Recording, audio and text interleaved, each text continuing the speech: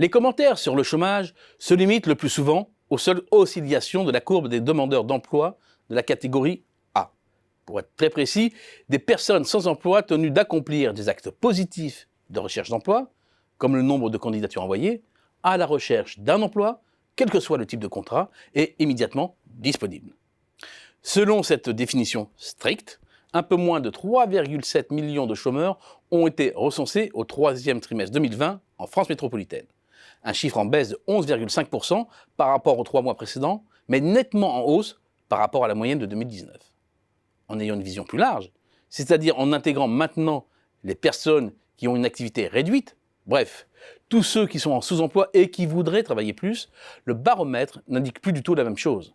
Le nombre de chômeurs est dans ce cas de figure plus proche des 6 millions que des 4. Quant à l'amélioration du troisième trimestre, elle est vraiment très relative. Mais même cette vision élargie est en partie tronquée. D'abord, ces chiffres n'intègrent pas les personnes inscrites à Pôle emploi dispensées de recherche d'emploi parce que malades, en formation, etc. Et deux, parce que les DOM ne sont pas intégrés. Une fois redressés, les chiffres du chômage se rapprochent alors de la barre des 7 millions de personnes et les dégâts de la crise de la Covid-19 sont parfaitement visibles avec 311 000 chômeurs de plus en septembre qu'en janvier. Surtout, une tendance lourde se dessine. Les catégories B, C, D, E, ces chômeurs invisibles en quelque sorte, représentent une part croissante des inscrits à Pôle emploi, près de 45% fin 2019. En 10 ans, c'est près de 8 points de plus. La seule approche en termes de dénombrement du nombre de chômeurs est en outre réductrice. Premier complément d'information, le temps passé au chômage. Il est possible de concevoir le chômage comme une file d'attente. Une file d'attente qui s'allonge d'autant que la probabilité de sortie du chômage diminue.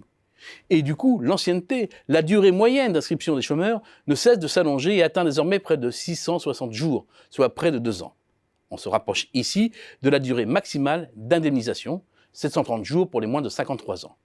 Une ancienneté record à mettre au regard avec celui de la durée moyenne d'inscription des sortants.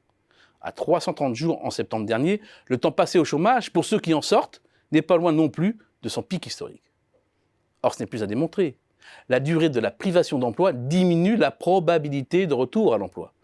Le durcissement des règles d'indemnisation par le régime d'assurance chômage intervenu au 1er novembre 2019 risque en outre de faire passer nombre de demandeurs d'emploi du régime de l'indemnisation, conçu pour aider à la recherche d'emploi, à celui de l'assistanat. Diriger les chômeurs plus rapidement vers les minima sociaux, c'est aussi compromettre leur retour à l'emploi. Mais il y a une autre dimension à prendre en compte, le motif de la sortie. Or, elles sont de plus en plus les conséquences de décisions administratives, défaut d'actualisation ou radiation. Plus de la moitié des sortants rejoignaient un emploi au moment de leur sortie des listes de Pôle emploi en 2007. C'est aujourd'hui nettement moins de la moitié, alors que les sorties administratives sont à l'origine de plus d'une sortie sur 5. La hausse des sorties pour formation, retraite, abandon de la recherche d'emploi sont en hausse également. Multiplication des chômeurs invisibles, allongement du temps passé au chômage, baisse de la chance de sortir des listes de Pôle emploi et encore plus avec un travail, c'est aussi ça les chiffres du chômage.